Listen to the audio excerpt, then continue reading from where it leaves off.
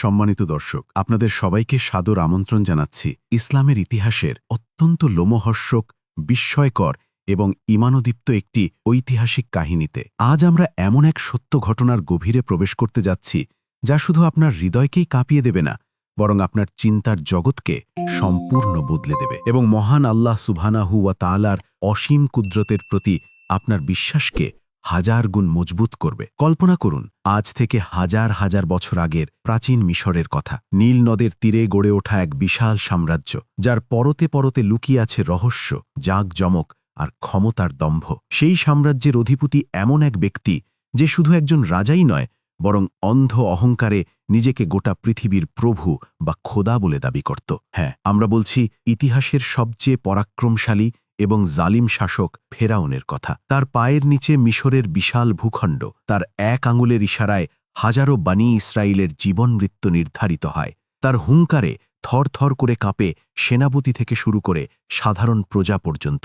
আজ আমরা সেই ফেরাউনের জীবনের এমন এক রাতের কথা জানব, যে রাতটি মিশরের ইতিহাসের সবচেয়ে আলোচিত এবং জাঁকজমকপূর্ণ রাত হতে পারত, কিন্তু তা পরিণত হয়েছিল এক চরম বিস্ময় ও অলৌকিকতার সাক্ষী হয়ে। এটি ছিল সেই অহংকারী ফেরাউনের বাসর রাত। সুসজ্জিত প্রাসাদের অন্দরমহলে মণিমুক্তায় খচিত বিশাল কক্ষে তার অপেক্ষায় বসে আছেন এক নারী। তিনি কোনো সাধারণ নারী নন, তিনি পৃথিবীর ইতিহাসের অন্যতম শ্রেষ্ঠ, পবিত্র এবং মহীয়সী নারী, হজরত আসিয়া রাদিয়াল্লাহু আনহা। দর্শক, আপনাদের মনে নিশ্চয়ই এই মুহূর্তে একটি বিশাল প্রশ্ন জাগছে। নিজেকে প্রভু দাবি করা এক পাপিষ্ঠ ও জালিম শাসকের স্ত্রী হয়েও কিভাবে তিনি জান্নাতের অন্যতম শ্রেষ্ঠ নারীদের একজন হলেন? কিভাবে তিনি ফেরাউনের মতো এক ভয়ঙ্কর মানুষের প্রাসাদে নিজের ঈমান, সম্ভ্রম ও সতীত্বকে অক্ষুণ্ণ রেখেছিলেন? যখন সারা মিশর ফেরাউনের ভয়ে প্রকম্পিত, তার জাদরেল প্রহরীরা যখন প্রাসাদের চারপাশে কড়া পাহারায় রত,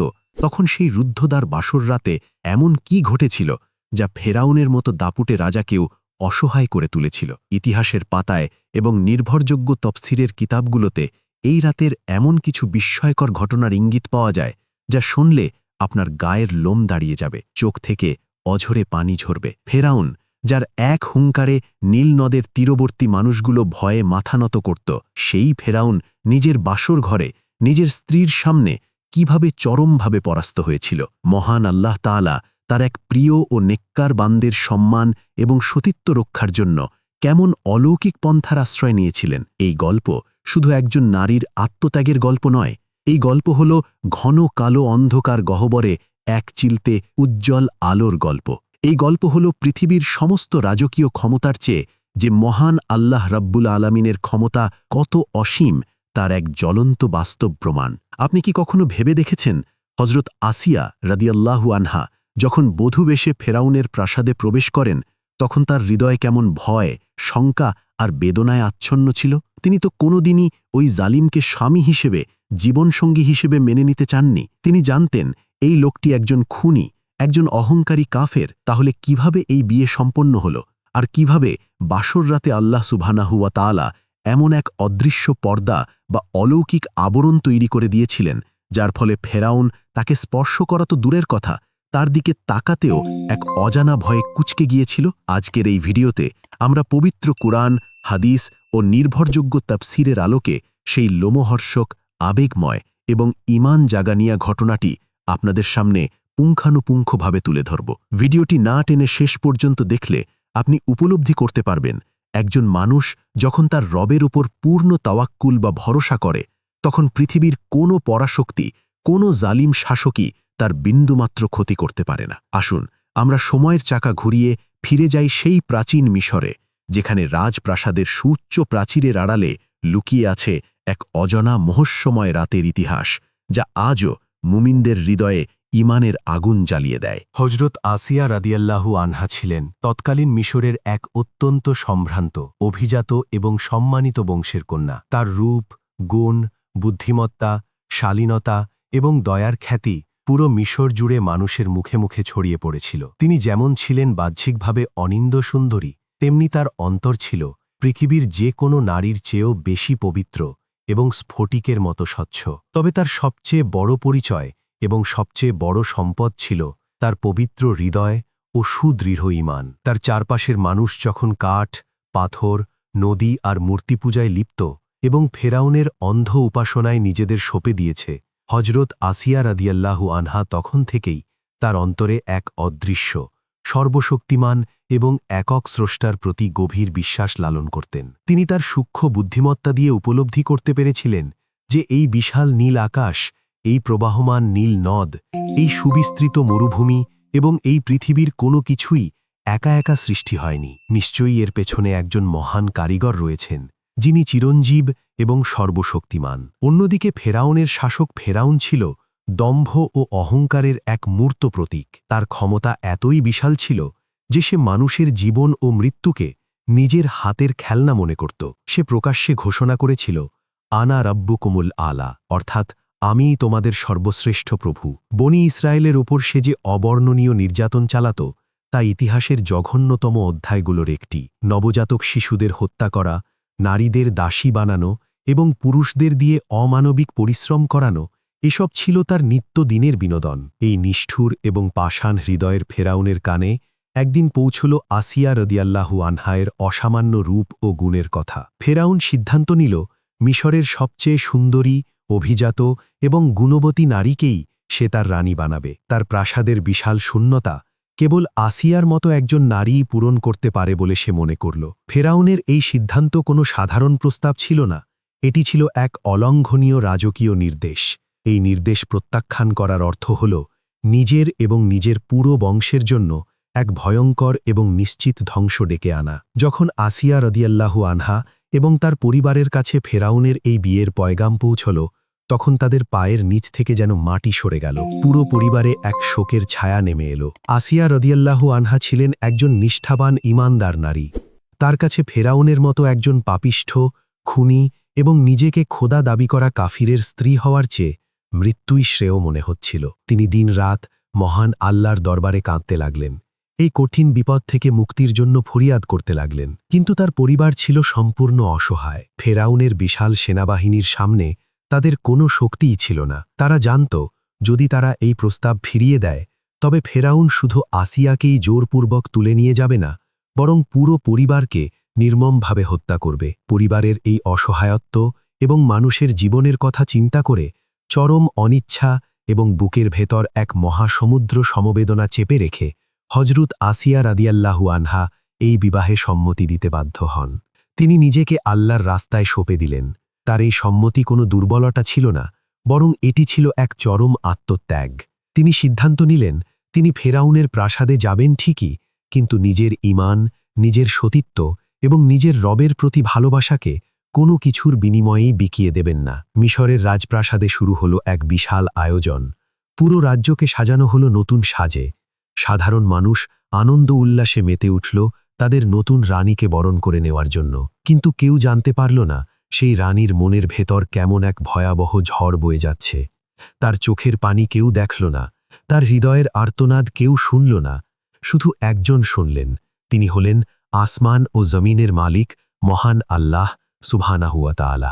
বিয়ের দিন ঘনিয়ে এলো। গোটা মিশর শহরকে উৎসবের নগরীতে পরিণত করা হলো। রাজপথগুলো ফুল দিয়ে সাজানো হলো। প্রাসাদের চারদিকে আলোর রসনায়, বাদ্যযন্ত্রের ঝংকার এবং মানুষের কোলাহলে এক আনন্দ ঘন পরিবেশ তৈরি হলো। কিন্তু এই সব বাইরের জাঁকজমক হজরত আসিয়া রাদিয়াল্লাহু আনহার কাছে মনে হচ্ছিল যেন এক ভয়ঙ্কর নরকের প্রস্তুতি। রাজকীয় পালকিতে করে যখন তাকে ফেরাউনের সেই বিশাল প্রাসাদের দিকে নিয়ে যাওয়া হচ্ছিল, তখন তার প্রতিটি মুহূর্ত কাটছিল চরম উৎকণ্ঠা আর অজানা আশঙ্কায়। তিনি পালকির ভেতর বসে নিঃশব্দে কাঁদছিলেন আর তার রাব্বুল আলামিনের কাছে অবিরত দোয়া করছিলেন। তার ঠোঁট কাঁপছিল আল্লাহর জিকিরে। তিনি বলছিলেন, হে আমার রব, আমাকে এই জালিমের হাত থেকে রক্ষা করো। আমার ঈমান ও সম্মান তোমারই হাতে। যখন পালকিটি রাজপ্রাসাদের বিশাল ফটক পার হল, আসিয়া রাদিয়াল্লাহু আনহা অনুভব করলেন তিনি যেন এক বন্দিশালায় প্রবেশ করছেন। যে প্রাসাদের দেয়ালগুলো সোনা, রূপা আর মূল্যবান পাথরে মোড়ানো, সেই প্রাসাদকেই তার কাছে মনে হচ্ছিল এক অন্ধকারাচ্ছন্ন গুহা। প্রাসাদের দাসদাসীরা তাকে রাজকীয় পোশাকে,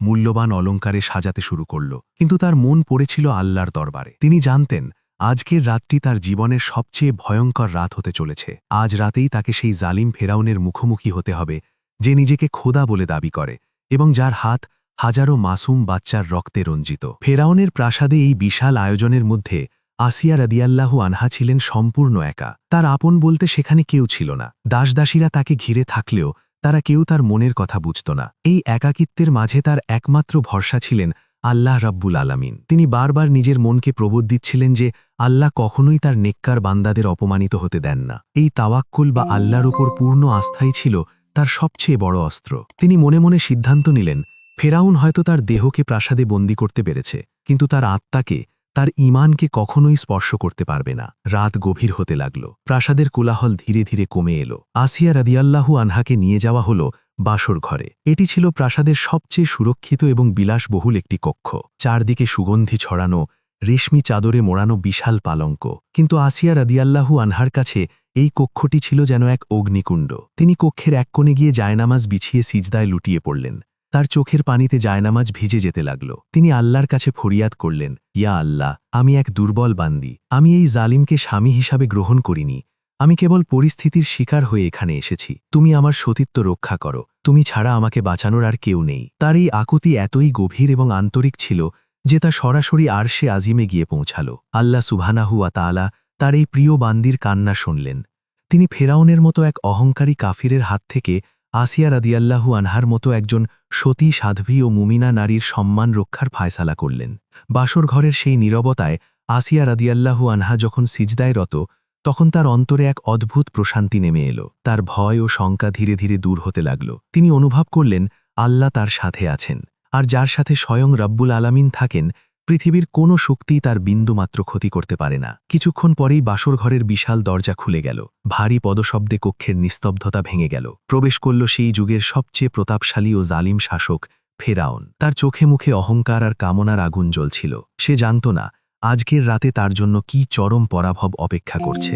বাসর ঘরের নিস্তব্ধতা ভেঙে যখন বিশাল ভারী দরজাটি খুলে গেল, তখন পুরো কক্ষে এক থমথমে পরিবেশ বিরাজ করছিল। দরজা দিয়ে প্রবেশ করল সেই যুগের সবচেয়ে প্রতাপশালী, অহংকারী এবং নিষ্ঠুর শাসক ফেরাউন। তার পরনে ছিল মণিমুক্তা খচিত রাজকীয় রেশমি পোশাক, আর চোখে মুখে ফুটে উঠছিল সীমাহীন দম্ভ এবং কামনার লেলিহান শিখা। যে ফেরাউনের এক আঙুলের ইশারায় গোটা মিশর থরথর করে কাঁপত, যার ভয়ে লাখো বনি ইসরায়েল দিনরাত প্রমাদ গুনত, সেই ফেরাউন আজ নিজের বাসর ঘরে প্রবেশ করেছে একজন বিজয়ীর বেশে। তার মনে বিন্দুমাত্র সন্দেহ ছিল না যে পৃথিবীর অন্যান্য সম্পদের মতো এই নারীও আজ থেকে তার সম্পূর্ণ অধীনস্থ একটু বস্তু মাত্র।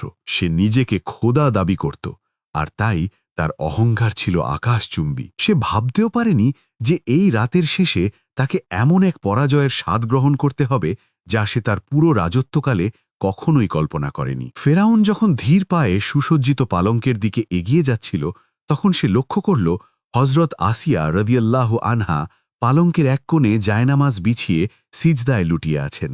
একজন অহংকারী শাসকের কাছে তার নববধূর এই দৃশ্যটি মোটেও সুখকর ছিল না। ফেরাউন আশা করেছিল মিশরের নতুন রানী তাকে দেখে ভয়ে ও শ্রদ্ধায় মাথা নত করবে, তার মন জয় করার জন্য ব্যতিব্যস্ত হয়ে উঠবে। কিন্তু এর বদলে সে দেখল আসিয়া রাদিয়াল্লাহু আনহা তাকে সম্পূর্ণ উপেক্ষা করে এক অদৃশ্য সত্তার সামনে সিজদা বনত হয়ে কাঁদছেন। ফেরাউনের ভ্রু কুঁচকে গেল। তার ভেতরের অহংকার যেন কিছুটা আহত হল। সে তার গম্ভীর ও কর্কশ কণ্ঠে আসিয়া রাদিয়াল্লাহু আনহাকে ডাক দিল, কিন্তু আসিয়া রাদিয়াল্লাহু আনহা যেন এই পৃথিবীর কোনো কোলাহল শুনতেই পাচ্ছিলেন না। তার পুরো অস্তিত্ব তখন মহান আল্লাহ সুবহানাহু ওয়া তাআলার সাথে এক গভীর আধ্যাত্মিক সংযোগে লীন হয়েছিল। তার চোখ থেকে অঝরে পানি ঝরছিল, আর ঠোঁট দুটি পরম আকুতিতে কাঁপছিল। তিনি কেবল একটি ফরিয়াদি করছিলেন, হে আমার রব, এই জালিমের হাত থেকে আমার সম্মান রক্ষা করো। ফেরাউন আর ধৈর্য ধরতে পারল না। তার ভেতরে থাকা পশুত্ব জেগে উঠল।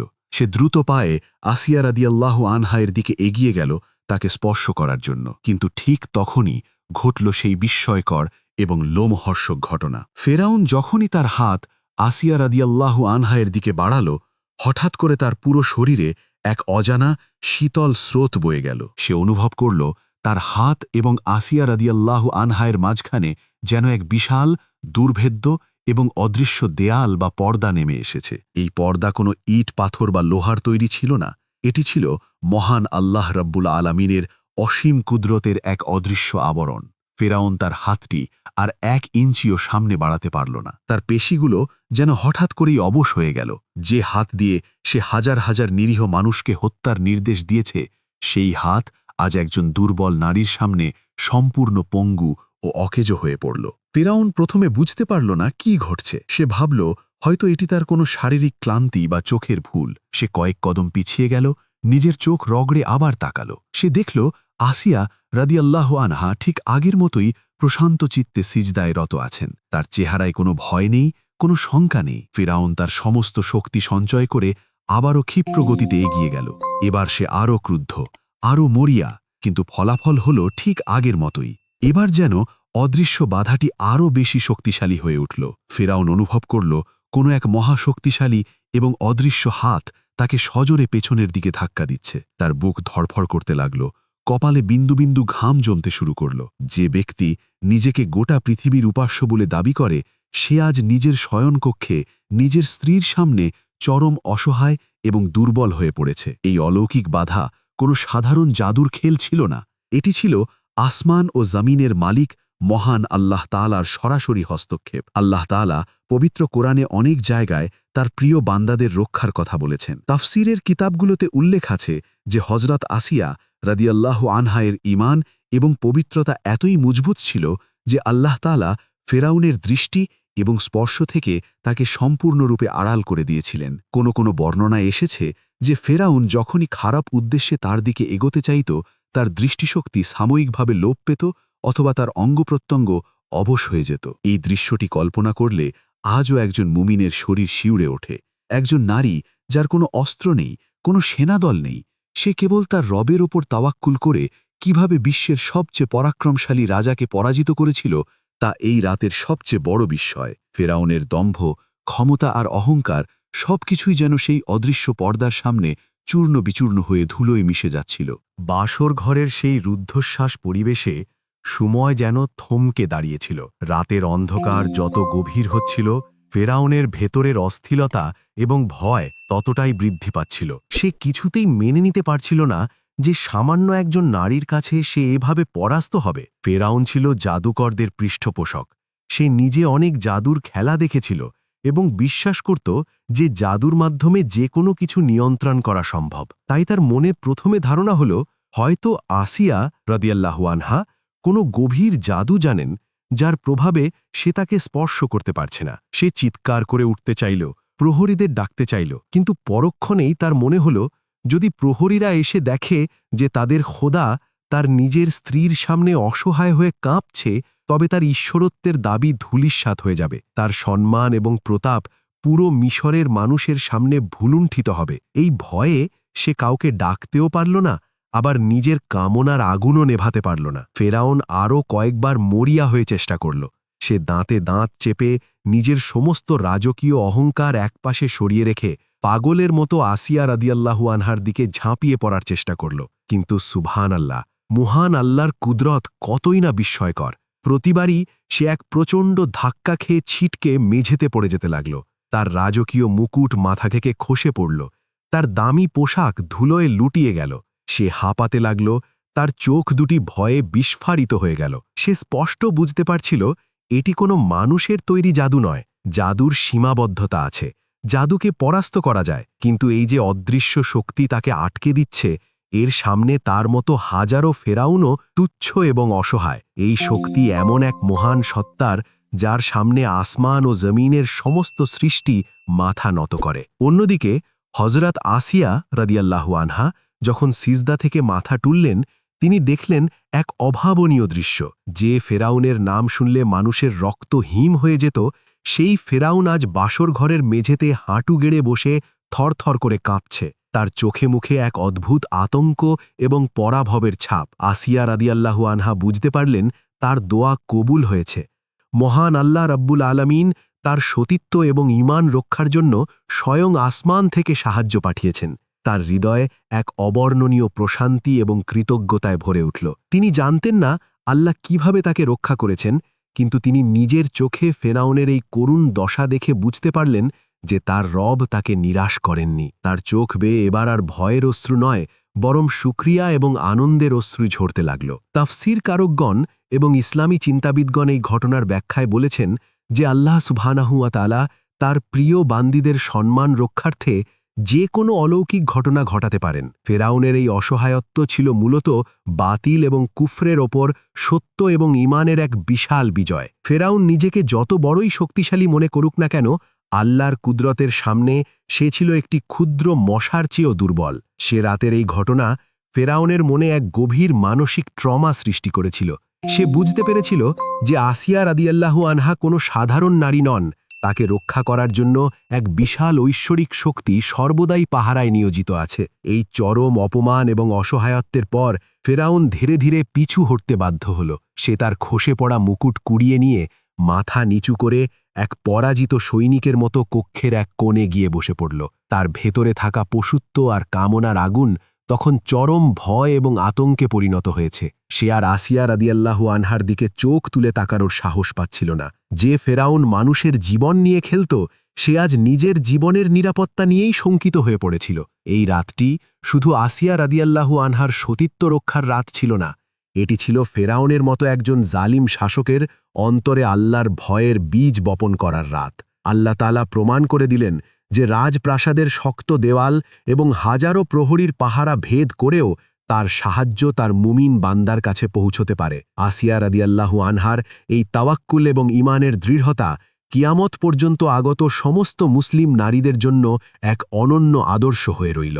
রাতের গাঢ় অন্ধকার ধীরে ধীরে ফিকে হতে শুরু করল। পূব আকাশে ভোরের আলোর আভা দেখা দিল, কিন্তু ফেরাউনের বাসর ঘরের সেই থমথমে এবং ভারী পরিবেশের কোনো পরিবর্তন হল না। পুরো রাত ধরে ফেরাউন তার নিজের শয়নকক্ষে এক চরম মানসিক এবং শারীরিক নির্যাতনের মধ্য দিয়ে গেছে। এটি ছিল এক অদ্ভুত এবং অলৌকিক মনস্তাত্ত্বিক যুদ্ধ, যেখানে কোনো তলোয়ার বা বর্ষার ব্যবহার হয়নি, অথচ পৃথিবীর সবচেয়ে প্রতাপশালী রাজা চরমভাবে পরাজিত হয়েছে। সকালের আলো ফোটার সাথে সাথে ফেরাউন যখন তার ক্লান্ত, বিধ্বস্ত এবং আতঙ্কিত চেহারা আয়নায় দেখল, সে নিজেকে নিজেই চিনতে পারছিল না। তার অহংকারের বেলুন চিরতরে চুপসে গেছে। সে খুব ভালোভাবে উপলব্ধি করতে পেরেছিল যে হজরত আসিয়া রাদিয়াল্লাহু আনহা তার বিবাহিতা স্ত্রী হলেও বাস্তব জীবনে তিনি তার জন্য সম্পূর্ণ হারাম এবং অগম্য। কোনো এক মহাশক্তি তাকে এই নারীর থেকে চিরকালের জন্য দূরে সরিয়ে দিয়েছে। অন্যদিকে হজরত আসিয়া রাদিয়াল্লাহু আনহা ভোরের আলোয় এক নতুন মানুষের রূপে আবির্ভূত হলেন। তার ভেতরের সমস্ত ভয়, শঙ্কা আর উৎকণ্ঠা রাতের অন্ধকারের মতোই দূর হয়ে গেছে। তার চেহারায় ফুটে উঠেছে এক স্বর্গীয় নূর এবং অদ্ভুত প্রশান্তি। তিনি এখন আর সেই ভীতসন্ত্রস্ত নারী নেই, যাকে জোর করে প্রাসাদে ধরে আনা হয়েছিল।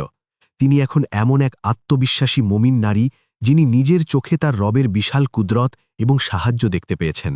তার ঈমান এখন হিমালয় পর্বতের চেয়েও সুদৃঢ় এবং অটল। তিনি বুঝতে পেরেছিলেন যে আল্লাহ তাআলা তাকে এই প্রাসাদে এমনি এমনি নিয়ে আসেননি। নিশ্চয়ই এর পেছনে আল্লাহর কোনো মহান পরিকল্পনা রয়েছে। পরবর্তীতে আমরা দেখতে পাই এই আসিয়া রাদিয়াল্লাহু আনহার কোলেই মহান আল্লাহ তাআলা তার প্রিয় নবী হজরত মুসা আলাইহিস সালামকে ফেরাউনের চোখ ফাঁকি দিয়ে লালন পালন করিয়েছিলেন। এই পবিত্রতা রক্ষা মূলত সেই মহান পরিকল্পনারই একটি প্রাথমিক অংশ ছিল। ফেরাউন তার এই পরাজয়ের কথা কাউকে বলতে পারল না। তার ভেতরে থাকা অহংকার তাকে নীরব থাকতে বাধ্য করল। সে যদি বাইরে গিয়ে বলে যে সে তার স্ত্রীর কাছে ঘেঁষতে পারেনি, তবে তার মন্ত্রিপরিষদ, তার সেনাপতিরা এবং সাধারণ মানুষ তার খোদা হওয়ার দাবি নিয়ে হাসাহাসি করবে। তাই সে সিদ্ধান্ত নিল এই রাতের ঘটনা চিরকাল একটি গোপন রহস্য হয়েই থাকবে। সে বাইরে সবার সামনে এমন ভাব দেখাতে শুরু করল যেন আসিয়া রাদিয়াল্লাহু আনহা তার অত্যন্ত প্রিয় এবং আদরের রানী। সে আসিয়া রাদিয়াল্লাহু আনহাকে প্রাসাদের সর্বময় কর্তৃত্ব দিয়ে দিল। দাসদাসীরা তাকে রানীর মর্যাদায় সেবা করতে লাগল। কিন্তু ফেরাউন এবং আসিয়া রাদিয়াল্লাহু আনহা উভয়ে জানতেন আসল সত্যটি কি। রাজপ্রাসাদের অন্দরমহলে আসিয়া রাদিয়াল্লাহু আনহা ছিলেন একজন স্বাধীন এবং পবিত্র নারী, যাকে স্পর্শ করার বিন্দুমাত্র ক্ষমতা ফেরাউনের ছিল না। এই রাতটি আসিয়া রাদিয়াল্লাহু আনহার জীবনের মোড় ঘুরিয়ে দিয়েছিল। তিনি ফেরাউনের বিশাল প্রাসাদে অঢেল ধনসম্পদ এবং দাসদাসীদের মাঝে থেকেও দুনিয়ার কোনো মোহে আবদ্ধ হননি। তার হৃদয় সর্বদাই মহান আল্লাহর প্রেমে সিক্ত থাকত। তিনি জানতেন এই রাজপ্রাসাদ, এই ক্ষমতা সবকিছুই ক্ষণস্থায়ী। তার আসল গন্তব্য হল আখিরাত। ফেরাউন তাকে বাহ্যিকভাবে রানীর সিংহাসনে বসালেও তিনি অন্তরে নিজেকে কেবল আল্লাহর একজন নগণ্য বান্দী হিসেবেই মেনে নিয়েছিলেন। তার এই নির্লোভ এবং পবিত্র জীবনযাপন আমাদের জন্য এক বিশাল শিক্ষণীয় বিষয়। চারদিকে যখন কুফর, শিরক আর পাপের ছড়াছড়ি, তখনও তিনি নিজের ঈমানকে স্ফটিকের মতো স্বচ্ছ রেখেছিলেন। ফেরাউনের এই হার কেবল একটি রাতের হার ছিল না, এটি ছিল বাতিল শক্তির বিরুদ্ধে সত্যের চিরস্থায়ী বিজয়ের এক উজ্জ্বল দৃষ্টান্ত। ফেরাউন তার ক্ষমতা দিয়ে মানুষের শরীরকে বন্দী করতে পারত, কিন্তু মানুষের আত্মাকে, মানুষের ঈমানকে সে কখনোই কিনতে বা পরাস্ত করতে পারেনি। হজরত আসিয়া রাদিয়াল্লাহু আনহার ঈমানের এই বিজয় প্রমাণ করে যে প্রকৃত সম্মান এবং ক্ষমতা কেবল আল্লাহ সুবহানাহু ওয়া তাআলার হাতেই নিহিত।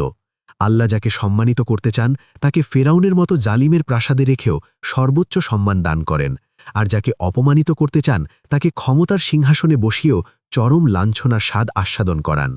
আসিয়া রাদিয়াল্লাহু আনহা সেদিন ভোরের আলোতে যে প্রশান্তির শ্বাস নিয়েছিলেন তা মূলত একজন মুমিনের তাওয়াক্কুল বা আল্লাহর উপর পূর্ণ আস্থার চূড়ান্ত ফসল। সম্মানিত দর্শক, আমরা এতক্ষণ ধরে হযরত আসিয়া রাদিয়াল্লাহু আনহা এবং ফেরাউনের বাসর রাতের যে রোমাঞ্চকর, বিস্ময়কর এবং ঈমান জাগানিয়া ঘটনাটি শুনলাম, তা কেবল একটি পুরনো রূপকথা বা ঐতিহাসিক গল্প নয়। পবিত্র কুরআন এবং ইসলামী ইতিহাসের পাতায় স্বর্ণাক্ষরে লেখা এই ঘটনাটি কিয়ামত পর্যন্ত আগত সমস্ত মুমিন মুসলমানদের জন্য, বিশেষ করে ঈমানদার নারীদের জন্য এক বিশাল এবং অবিস্মরণীয় শিক্ষার ভাণ্ডার। এই ঘটনা আমাদের চোখের সামনের অনেক অদৃশ্য পর্দা সরিয়ে দেয় এবং আমাদের হৃদয়কে নতুন করে ভাবতে শেখায়। আসুন আমরা এই মহীয়সী নারীর জীবন থেকে আমাদের বর্তমান জীবনের জন্য কিছু অমূল্য শিক্ষা গ্রহণ করি, যা আমাদের ঈমানকে আরও মজবুত করতে সাহায্য করবে। প্রথম এবং সবচেয়ে বড় শিক্ষাটি হল মহান আল্লাহ সুবহানাহু ওয়া তাআলার উপর পূর্ণ তাওয়াক্কুল বা অগাধ ভরসা।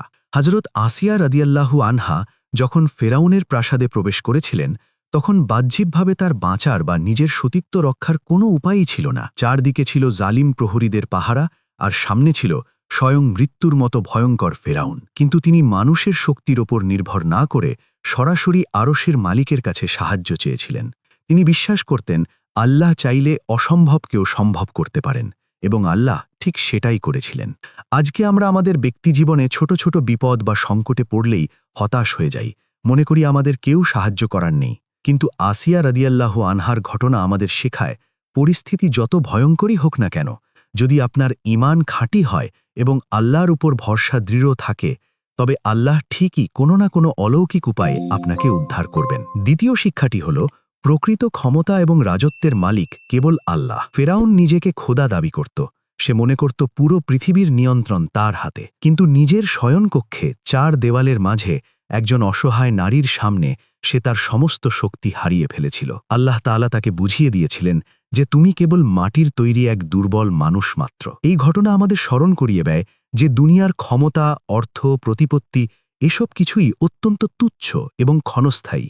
যারা দুনিয়ার ক্ষমতা পেয়ে অহংকার করে এবং মানুষের উপর জুলুম করে, তাদের পতন ফেরাউনের মতোই অত্যন্ত করুণ এবং লাঞ্ছনা করা হয়। তাই আমাদের কখনোই নিজেদের সম্পদ বা ক্ষমতা নিয়ে অহংকার করা উচিত নয়, বরং সর্বদা আল্লাহর কাছে বিনয়ী থাকা উচিত। তৃতীয়ত, পরিবেশ কখনোই ঈমান রক্ষার পথে বাধা হতে পারে না। আমরা অনেক সময় অজুহাত দিই যে আমাদের চারপাশের পরিবেশ ভালো নয়, তাই আমরা ঠিকমতো ধর্ম পালন করতে পারছি না। কিন্তু একবার হযরত আসিয়া রাদিয়াল্লাহু আনহার কথা চিন্তা করুন। তিনি বসবাস করতেন পৃথিবীর ইতিহাসের সবচেয়ে বড় কাফির এবং জালিম শাসকের ঘরে। তার চারপাশে দিন রাত শিরক এবং কুফরের চর্চা হতো, কিন্তু সেই পঙ্কিল এবং অন্ধকার পরিবেশেও তিনি তার ঈমানকে একটি সুন্দর এবং সুবাসিত পদ্ম ফুলের মতো প্রস্ফুটিত করে রেখেছিলেন।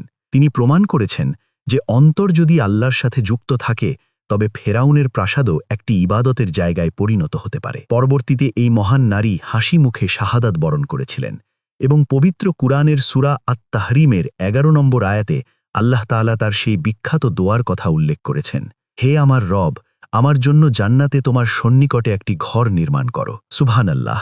আল্লাহ তাআলা তার এই দোয়া কবুল করেছিলেন এবং তাকে জান্নাতের শ্রেষ্ঠ নারীদের অন্তর্ভুক্ত করেছেন। প্রিয় দর্শক, আশা করি আজকের এই ঈমানদীপ্ত ঐতিহাসিক ঘটনাটি আপনাদের হৃদয়কে গভীরভাবে স্পর্শ করেছে।